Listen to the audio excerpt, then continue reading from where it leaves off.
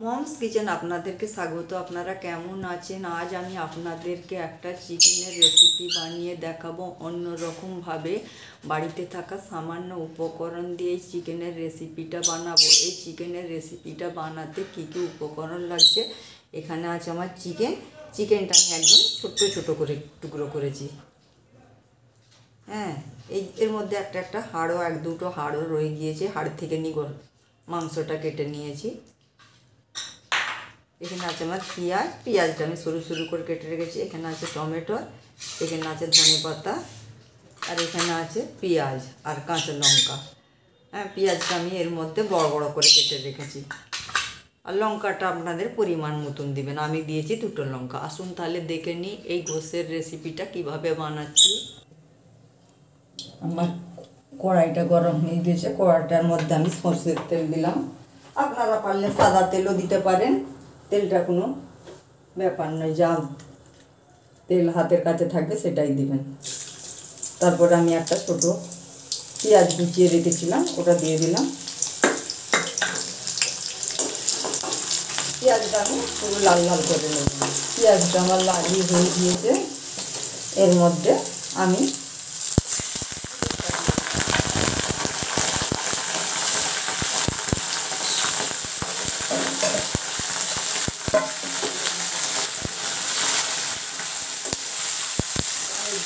ওইভাবে একটু নেড়ে নেব।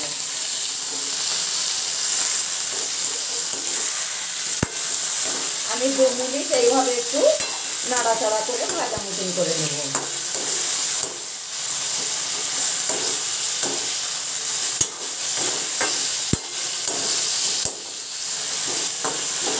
আমি 2 মিনিট এইভাবে একটু ভাজা ভাজা করে নিয়েছি। এর মধ্যে বড় বড় করে পেঁয়াজের টুকরো আর দুটো কাঁচা লঙ্কা দিয়ে দিলাম। এর মধ্যে দুটো এলাচ, একটা দারচিনি দিয়ে দিলাম।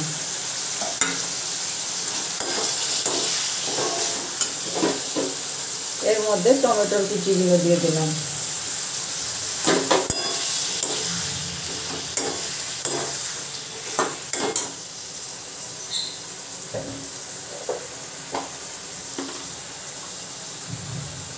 শুকনো লঙ্কার পেস্টগুলো আমি দিয়ে দিলাম। ধনের পাউডার 1 চামচ দিলাম, কাশ্মীরি লঙ্কার পাউডার 1 চামচ দিলাম, ধনের পাউডার 1 চামচ, গোলমরিচের পাউডার 1/2 চামচ, হলুদের পাউডার 1 চামচ।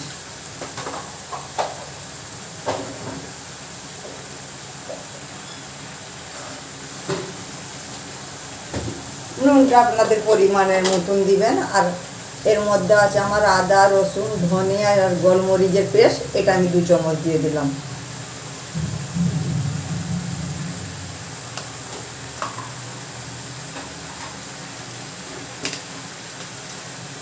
নুনটা আপনাদের পরিমাণ মতন দিবেন।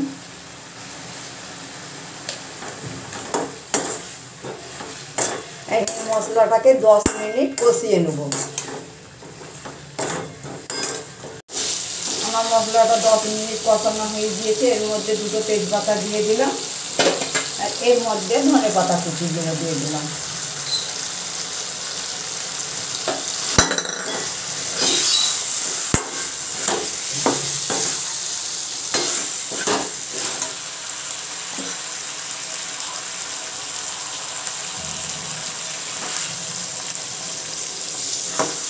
আমি অল্প করে পানি দিয়ে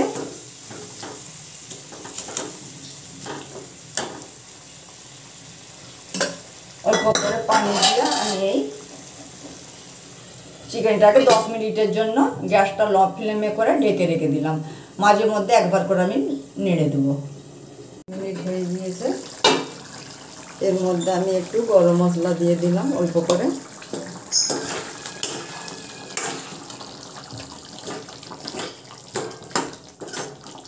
আমার পুরো চিকেনটা পুরো রেডি হয়ে গিয়েছে, পুরো রেডি। আমার চিকেন কষার রেসিপিটা পুরো রেডি। আপনারাও বাড়িতে এইভাবে বানাবেন। কেমন হলো আমাকে কমেন্ট করে জানাবেন। আমার ভিডিওটা যদি আপনাদেরকে ভালো লেগে থাকে আপনারা আমাকে লাইক, কমেন্ট, শেয়ার করবেন। আর আমার চ্যানেলটা আপনারা সাবস্ক্রাইব করে দিবেন। তাতে আমার নতুন নতুন রেসিপিগুলো আপনাদের কাছে পৌঁছে যাবে। আর আপনাদের কাছে আমার অনেক অনেক ভালোবাসা দোয়া রইল। আপনারা ভালো থাকবেন, সুস্থ থাকবেন।